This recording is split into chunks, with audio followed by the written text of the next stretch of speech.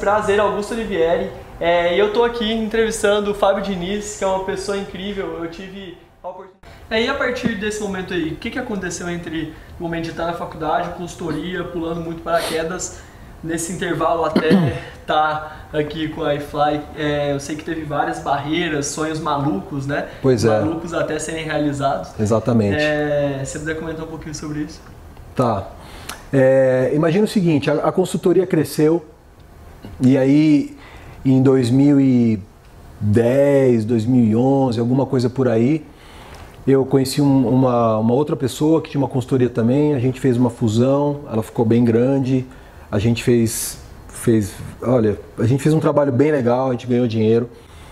E ali no final de 2012, depois do Campeonato Mundial de Dubai, eu achei que era hora de eu parar de competir, parar de ser um atleta profissional, porque atleta profissional tem vida curta. Ninguém vira atleta até 80 anos, não atleta de alto rendimento ganhando campeonato. Então eu comecei a pensar no que eu ia fazer, porque eu falei, gente, eu amo tanto saltar de paraquedas, isso é minha identidade. Quando as pessoas me encontravam na rua, elas perguntavam, e aí, como é que tá o paraquedas? Elas não perguntavam como é que estava a minha família. Então, fazia parte de mim, da minha identidade. E aí eu comecei a fazer um trabalho aqui dentro, mas principalmente aqui dentro, de ir largando mão até um dia que eu falei, eu preciso me aposentar. Eu comecei a me programar para aposentar da equipe de competição, da equipe brasileira, em 2013, quando eu decidi ter filho com a minha esposa. E eu falei, eu não vou fazer um filho para deixar minha esposa criando sozinha. Então, eu preciso avisar o time. E aí eu falei, time, daqui a um ano eu vou parar. E tinha uma outra coisa também, Augusto. Nós ganhamos 15 anos seguidos. Praticamente a gente ganhou todos os campeonatos que a gente participou, com exceção dos mundiais, porque para ser um campeão do mundo você precisa fazer só isso todos os dias da sua vida, senão você não vai ser um campeão do mundo, não no paraquedismo. E a gente não queria isso, eu precisava comer, eu precisava trabalhar, não tinha como. Nesse meio de caminho, eu pensava, poxa, você lembra quando o Zidane deu uma cabeçada? Eu não manjo nada de futebol, mas eu sei que ele deu uma cabeçada num cara e estragou a carreira dele. Ele saiu, era um dos maiores atletas do futebol e ele saiu queimado na Copa do Mundo. Porque o cara foi lá e fez um negócio que não foi legal. E aí eu lembrei também do Maradona, que, cocaína, aquela coisa toda. E falo, gente, dois grandes atletas que estragaram a vida deles fazendo uma coisa errada. Uhum. E lembrei do Pelé depois. Falei, o Pelé, ele até hoje vive do que ele fez no passado. E eu pensei, qual desses três modelos é melhor para mim? Poxa, eu acho que é o Pelé. O que ele fez? Ele parou em alta. Falei, então eu tenho que parar ganhando. Né? E aí foi o trabalho que realmente a coisa fechou na minha cabeça. Falei, poxa... E é muito fácil parar perdendo, né? Isso é fácil e triste. Porque você ganha 15 anos seguidos. Se você parar no 16, você perder, todo mundo vai lembrar do que você perdeu e vão esquecer dos 15 que você ganhou. Então eu resolvi parar ganhando. E eu brinco com os meus amigos que vêm aqui voar no túnel ou mesmo no paraquedismo. E eu falo, galera, ninguém ganhou de mim. Eu parei e ninguém ganhou de mim. Quer dizer, ninguém vai ganhar, né? Porque eu não vou voltar a competir. Sim. E tive vontade de competir brincando muitas outras vezes depois, mas eu falei, poxa, foi tão legal até aqui, a gente tem que saber deixar as coisas irem embora também, né? Encerrar os ciclos, né? E criar novos ciclos. Isso, exatamente. Então, em 2013, eu tinha ido para o meu último mundial, que foi em Dubai, foi um mundial espetacular. Eu tinha começado a falar com a iFly. Eu já usava os túneis da iFly como atleta, eu treinava nos túneis da iFly, nos Estados Unidos, principalmente no Arizona, onde tem a área de salto que a gente treinava. E eu digo que era um dos melhores clientes da iFly. Eu organizava grupos e levava os grupos para fora do país. A gente não tinha túnel de vento na América Latina até a gente abrir aqui. E aí eu comecei a pensar, falei, poxa, isso é um negócio legal. Tinha um, depois tinha 8, aí tinha 20, eu falei, um negócio que tem 1, tem 8, tem 20, ele não deve ser um mau negócio. E aí eu comecei a pesquisar no meio do paraquedismo, que é um esporte elitizado, pergunta para um, pergunta para outro, poxa, você acha que um túnel dá certo no Brasil? E todo mundo fala, não, esquece, cara, impossível, é muito caro, é inviável, não fecha a conta. E eu comecei a ter uma tendência a acreditar naquilo. Só que em algum momento, alguém me disse, ou o universo, ou um anjo da guarda, ou uma inspiração, sei lá quem, falou, meu, checa pra ver se não é viável mesmo, porque estão falando isso. E aí foi aí que eu fui atrás. Eu conhecia já o pessoal da iFly. A iFly era pequenininha ainda. E era já a maior do mundo. 2015, 2014? 2013. Muito recente esse. Muito recente. Entendi. Na verdade, eu comecei a trabalhar no projeto do túnel junto com o Manuel, meu sócio, em 2009 e 2010, que a gente começou a falar de pensar em trazer um túnel para o Brasil. Hoje em dia, quantos túneis ou em quantos países tem mais ou menos? Hoje a gente tem... Olha, é difícil responder essa pergunta, porque pipoca túnel nosso toda hora. A gente está construindo 28 agora. Eu devo ter hoje uns 70 túneis mais ou menos operando. E a gente deve colocar mais uns 20 e poucos aí em pé em pouco tempo, em mais um ano no máximo. O que eu tenho mais ou menos de noção, esses túneis são caríssimos, né? Cada túnel desse custa entre 10 e 15 milhões de dólares para fazer um túnel dá desse. Mais 30 milhões de reais. 40 milhões de reais. Dá entre 35 e 40 milhões. Esse é um detalhe relevante para falar que são 70 túneis. Exatamente. É um volume alto, né, de investimento e, claro, de receita também. Bom, eu não preciso falar que eu não tinha 80 milhões, né, porque a gente construiu 2 túneis ao mesmo tempo, São Paulo e Brasília. Nem eu nem o Manuel juntos tínhamos todo esse dinheiro, a gente tinha uma parte. Então, a gente começou a buscar fundos de investimento, fizemos todo um business plan, um plano de negócio e basicamente a gente ia comprar um túnel deles. E no final das contas, em 2013, os caras da iFly, o fundador da iFly, que é o Alan Matney, ele me ligou e falou, como é que tá o projeto de vocês aí no Brasil? Eu falei, cara, tá igual. Ele, como é igual? Só falta o dinheiro. Ele falou, tá, pega o avião e vem pra cá. Vamos conversar. Isso foi dia 13 de dezembro de 2013. E aí eu e o Manuel fomos para os Estados Unidos dia 19 de fevereiro de 2014. E nós passamos lá 10 dias com eles, conversando, falando de Brasil, economia. A economia estava ainda funcionando bem, o desemprego estava em 4,5%, o PIB estava crescendo, a inflação estava controlada, as coisas estavam indo bem. E aí a gente falou, poxa, basicamente o que eles falaram foi, a gente quer entrar no mercado latino-americano, começando pelo Brasil, que é o maior país, e vocês querem entrar com a gente? E a gente falou, queremos. Ele falou, então, a gente quer fazer X túneis no Brasil. Eu falei, não, mas a gente consegue fazer acho que 1. Ainda assim tem que completar o dinheiro. Eu falei, não, entrem com o que vocês puderem e a gente completa e vamos junto. E assim foi. A gente voltou para o Brasil, meio sem acreditar, não sem acreditar, mas parecia quem estava sonhando, acordado. A consultoria funcionando, o Manuel tinha uma consultoria também em outra área. E a gente estava ali vivendo e de repente a gente estava procurando terreno para colocar a iFly no Brasil. E a gente achou o terreno, um deles é esse que a gente está aqui hoje. E aí eu lembro do dia que a gente assinou o contrato do terreno. Eu não acreditava ainda no que estava acontecendo, era muito surreal para mim, era muito fora de tudo, de expectativa, de realidade, de tudo. E aí eu lembro o dia que começou a chegar os equipamentos, que é tudo importado. Eu falei, cara, é de verdade. E eu lembro o dia que a gente assinou o contrato com a construtora para fazer a parte civil. E você já começou como CEO aqui? Então, na verdade a gente ia pôr isso em pé e ia fazer outras coisas. E aí a iFly falou, poxa, você não quer assumir a operação na América Latina? Você conhece o mercado, você lutou por isso 6, 7 anos com o Manuel. Vocês não querem tocar o negócio? Eu falei, pô, deve ser uma experiência legal.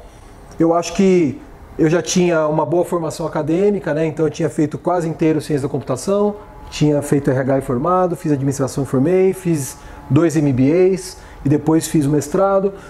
Mestrado na USP, né? Isso. E aí foi muito legal porque eu tinha uma boa base conceitual, acadêmica, e a consultoria me deu a base prática.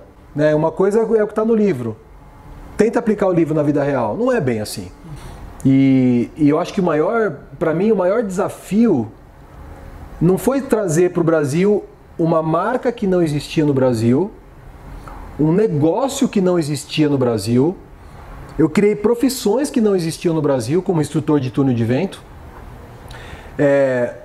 Num lugar onde as pessoas jamais imaginariam que aquilo poderia existir, na pior crise do país.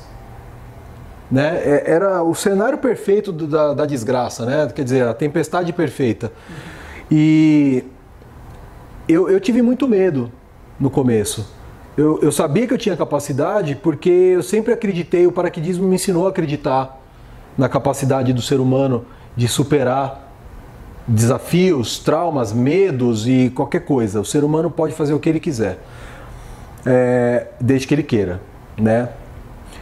Só que assim, eu comecei a voltar para as minhas raízes e me perguntar o que é que eu tenho que fazer para ter sucesso nisso aqui.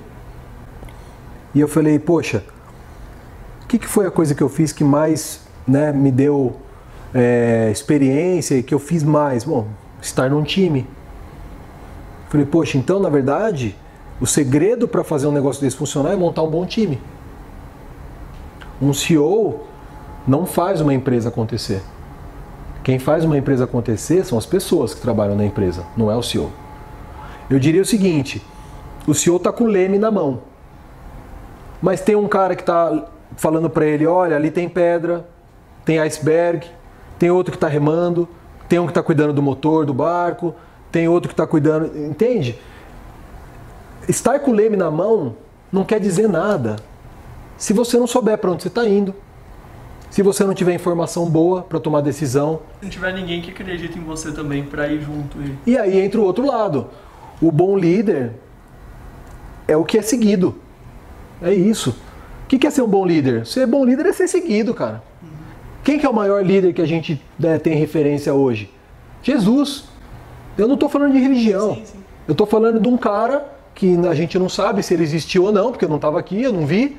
Mas 2018 anos depois, tem mais de 1 bilhão de pessoas que continuam seguindo esse cara no catolicismo.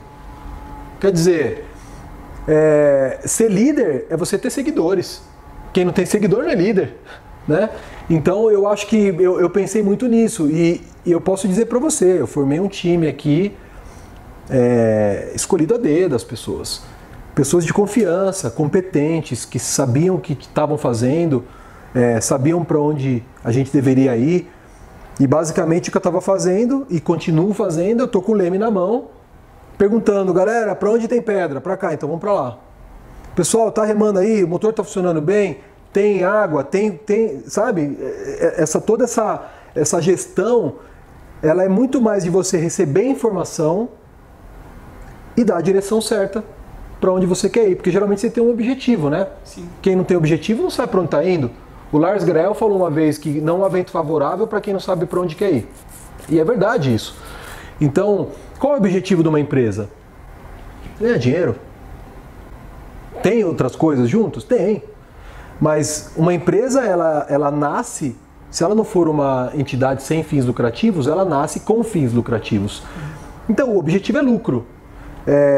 Todavia, você tem lucro a qualquer custo, que não é o nosso caso, e você tem lucro do jeito certo. Como é lucro do jeito certo?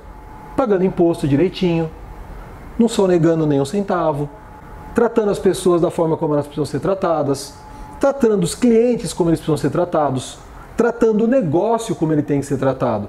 Se você coloca de colher e tira de pá, o negócio não funciona, ele quebra. Então você tem que pôr de pá e tirar de colher, né? Quer dizer... E pensar no longo prazo. E pensar no longo prazo. Então, no final das contas, eu digo que eu não sou o CEO, eu estou o CEO. Eu digo para as pessoas que eu não tenho sucesso, eu estou de sucesso. Porque no final, Augusto, o que é que a gente tem? Amanhã eu posso ter um câncer, cara. Posso ter uma doença, posso qualquer coisa, pode me dar um AVC e eu vou ficar numa cama vegetando. E aí, eu sou CEO? Eu não sou não, cara. Eu estou CEO. Então, quando você entende, essa é a minha opinião, um ponto de vista muito pessoal, quando você entende que de fato você não tem nada, Você não tem filho, você não tem esposa, você não tem família, você está de esposa, está de filho, está de família, está de saúde. A vida, cara, é momento.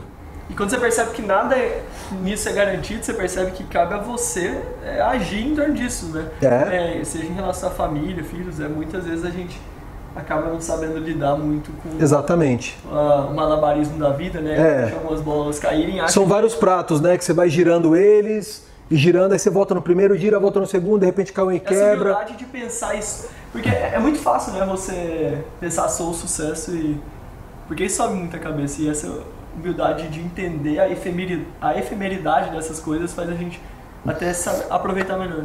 Cara, eu todos os dias eu chego aqui de manhã, a primeira coisa que eu faço é agradecer o universo, as pessoas que me ajudaram a estar aqui, meus pais que me deram os valores morais que precisava para eu não ir para os caminhos errados. A primeira coisa é agradecer. A segunda é trabalhar. A terceira, no final do dia, é agradecer de novo por ter tido mais um dia. E assim segue. Né? Quer dizer, eu sempre falo para minha esposa, e eu tento passar esses valores para minha filha, a outra está pequenininha ainda, mas vai chegar o momento dela, de entender que a gente não tem nada. O que a gente tem é isso aqui. É o relacionamento, né? É o respeito, é o convívio do ser humano, é o aprendizado que você dá e recebe, é a saúde. O Steve Jobs, a empresa dele continua sendo a empresa mais valiosa do mundo, anos depois de ele morrer. E, cara, ele morreu de câncer, man. Ele tinha todo o dinheiro do mundo para fazer o tratamento que ele quisesse, para fazer transplante, para tudo, e ele morreu. Então, isso diz muito sobre a relação que a gente deveria ter com as coisas materiais, com o dinheiro. E eu tenho certeza que, eventualmente, algumas pessoas que estão ouvindo a gente vão pensar: mas você fala isso porque você tem dinheiro. Só que eu já sei o que não é não ter. Eu ia para a faculdade, eu trabalhava em São Bernardo e estudava em Alphaville. E eu não tinha carro. E eu não tinha dinheiro. Eu ia para a faculdade com fome. Eu ficava na área de alimentação esperando as pessoas levantarem e deixarem um pedaço de esfirra para trás. Eu ia lá e comia. Eu comi resto 4 anos. Cara, era resto mesmo. Coisa mordida, refri pela metade. Eu tava morrendo de fome, cara. Qual o problema de eu comer? Eu via que o cara não fez nada demais com aquilo. Então o cara levantava, não jogava no lixo, eu ia lá e pegava e comia. Né? Então, se falar pra mim, você tá falando isso porque você tem dinheiro. Calma. Provavelmente a sua situação é melhor do que a que eu já tive. E eu acho que brasileiro tem muito isso, né? De culpar o sucesso alheio. Eu gosto de uma frase que fala que tem gente que é tão pobre que só tem dinheiro. E aquela situação que, dinheiro não simboliza algo inerentemente bom nem ruim, simboliza possibilidades, o que você faz a partir disso. Exatamente. Conta, e a ideia é ter dinheiro e não que o dinheiro te tenha, né? As pessoas acham que o legal é que eu busco, né? Enfim, tô super no início de carreira, mas eu gosto muito dessa ideia de identificar que você é muito mais do que isso, mas é muito bom ter também. E acho Sem que dúvida. Isso uma relação Sem mais dúvida. saudável, né?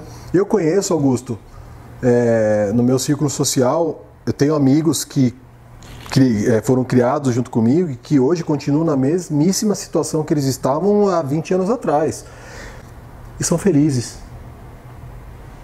O cara mora numa casa alugada, pequena, não tem carro, tem a esposa, tem o filho, ganha um salário mínimo, e você pergunta pra ele, você é feliz? O cara, super. É a forma como você enxerga a vida. Uhum. E aí você vai para um outro cara que anda de helicóptero, vai para a praia de helicóptero, faz 10 viagens por ano, faz assim com o dinheiro, e aí não tem amigo. Ele não tem uma pessoa para bater um papo, para ter uma conversa, sendo que ele não tem certeza se o cara está conversando com ele, escutando ele por causa do dinheiro dele ou por causa dele. Uhum. Né? Então, eu posso dizer que eu estive dos dois lados. Do lado totalmente sem grana, sem perspectiva, sem expectativa, sem nada, E hoje estou de um lado um pouco melhor, um pouco mais confortável. O que adianta você trabalhar num lugar onde as pessoas, quando você passa, elas te mandam energia ruim porque elas te odeiam, porque você é arrogante? O que adianta, cara? Então, para mim é muito mais legal você chegar e saber o nome de todo mundo. Não porque você adota como um script saber o nome, mas porque sai daqui. É muito mais legal você passar no porteiro e falar: tudo bom, seu Luiz? Bom dia. E aí falar: ô Fábio, tudo bom? E aí, como tá? Tudo bem? Cara, ele é um ser humano, igualzinho você. Ele está de porteiro e você está de CEO. Amanhã você pode estar numa cama e ele estar cuidando de você, né? Então essa vulnerabilidade da vida as pessoas esquecem. Sim. E eu queria fazer duas últimas perguntas para você, que é: qual é uma dica de carreira que você tem para quem está assistindo? Sei que dicas de carreira são bem complicadas, né? Pessoas em contextos diferentes, mas algum aprendizado. E o outro, já emendando para essa resposta, qual é o seu maior medo? Uma pessoa que eu sei que já caiu de avião uma vez, teve um problema com isso, 10 paraquedas não abriram, está tocando uma empresa aí muito grande. Qual que é o seu maior medo? Então, a dica é essa. Qual que era a primeira mesmo? A dica, né? Tá. A minha dica é muito simples, muito mesmo. Faça o que você ama. Busque o que te ama e o que você ama também. E aí você nunca vai trabalhar, porque passa a ser uma relação diferente. Então, a dica de carreira: faça isso, faça aquilo, faça tais cursos, fale tais idiomas. Pode ser que não sirva nada disso, mas eu garanto uma coisa: se você fizer o que você ama, você vai se dar bem. Eu acho que essa é a dica. Então, essa dica de faça o que você ama, ela é muito mais profunda do que simplesmente um falar, faz o que você ama. Porque às vezes você acha que não dá. As pessoas acham que não dá para fazer o que ama. E dá. O que elas não estão dispostas é pagar o preço que tem que ser pago e fazer as renúncias que precisam ser feitas para fazer o que você ama. E o maior medo? Medo?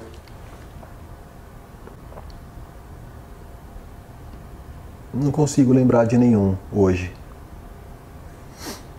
Eu acho que eu tenho um medo, sim, mas não é um medo relacionado ao mundo dos negócios, não é um medo relacionado ao esporte, não é um medo relacionado à morte.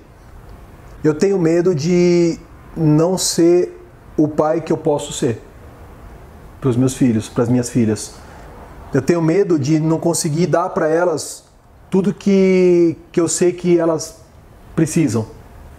E eu não estou falando de material, eu estou falando de presença, eu estou falando de carinho, eu estou falando de amor, eu estou falando de educação, eu estou falando de respeito, eu estou falando de humildade, eu estou falando de coisas que o dinheiro não compra e que, se você não der o exemplo, você não consegue ensinar. Seja porque eu morri no meio do caminho, seja porque eu fiz errado, seja porque qualquer coisa. Esse é o meu maior medo hoje. Eu acho que qualquer pai, qualquer mãe entende o que eu estou falando. Você quer o melhor para os seus filhos, é um pedaço de você, e o meu maior medo, sem dúvida, é não conseguir dar o meu melhor para eles. E apesar de eu e minha esposa, e tenho certeza que quase todos os pais lutam por isso todos os dias da vida deles, mas às vezes a gente falha. Então, minha ânsia de ser um bom pai e continuar sendo, e saber que eu estou largando 2 bons adultos para o mundo, que vão depois ensinar outras pessoas a serem bons adultos, e que daqui 40, 50 anos vão votar melhor, vão tratar o meio ambiente de uma forma diferente, vão tratar as pessoas de uma forma diferente. Quer dizer, para você mudar o que a gente tem hoje no Brasil e no mundo, a gente vai precisar de 3, 4, 5 gerações. E depende da gente agora. Educar os nossos filhos, para eles educarem o deles, para eles educarem o deles, para daí o nosso país começar a mudar e funcionar de uma outra forma, com mais amor, com mais respeito, com mais seriedade, com mais profissionalismo, sem corrupção e sem um monte de coisa errada que a gente está vendo, né? Sim. Eu queria agradecer muito mesmo por esse tempo. Foi uma entrevista longa, sei o tanto que a agenda é apertada. Eu espero que vocês tenham gostado dessa conversa. Muitas vezes a gente tem muito um misticismo, né, em torno de pessoas que, por exemplo, são CEOs de coisas muito grandes e tal, e é muito legal ver assim um ser humano falando sobre uma série de coisas que todo mundo passa. E eu acho legal isso, que torna mais tangível assim, as coisas que a gente consegue atingir. A gente estava conversando mais cedo sobre referências, e eu espero que tenha agregado valor para vocês, e se vocês gostaram, ajudem a divulgar a história para mais pessoas. E um pedido meu, e que você me inspira muito nessa conversa, vamos tentar fazer umas coisas diferentes nessa vida. Eu acho que nos vende um caminho muito sem graça, muito convencional, e como eu falei no início, os caminhos às vezes incertos, não convencionais, nos guardam surpresas muito interessantes, e a vida tá aí para fazer algumas coisas legais. Então eu tenho pessoalmente essa coisa do paraquedas, ainda não consegui lidar com isso, mas você vai. Eu tô falando aqui com... Você vai. Eu coloquei na minha cabeça que quando eu atingir 100 mil inscritos, eu já tô até falando aqui, eu vou pular de paraquedas, não tem como mais eu sair dessa. Você vai. Tá assumindo um compromisso público, né? Tô assumindo aqui, mas vai ser incrível. Augusto, uma coisa que eu acho legal, que a gente tava falando disso antes de começar, tem essa frase aqui atrás. Eu vou... É uma frase do Walt Disney. E ele fala, se você pode sonhar, você pode fazer. Então eu deixo para vocês essa mensagem. Se você tem a capacidade de sonhar alguma coisa, você tem a capacidade de fazer essa coisa. Acredita nisso, porque a realização começa com o sonho. Então não tenha medo de sonhar, e vou fazer um parênteses. Sonhar grande e sonhar pequeno dá o mesmo trabalho. Sonha grande. Sim. Vai para isso. E não é realmente só uma fala assim, quando você realmente escuta o Fábio falando uma coisa que ele acredita profundamente, acho que tem um profundo valor. Então, espero que vocês tenham gostado, divulguem aí para pessoas que vocês acham que podem gostar. E muito obrigado mesmo, e se você gosta desse conteúdo, se inscreve. E obrigado você também, meu velho. Isso, valeu. Valeu, obrigado. Obrigadão. Prazer estar aqui. Obrigadão.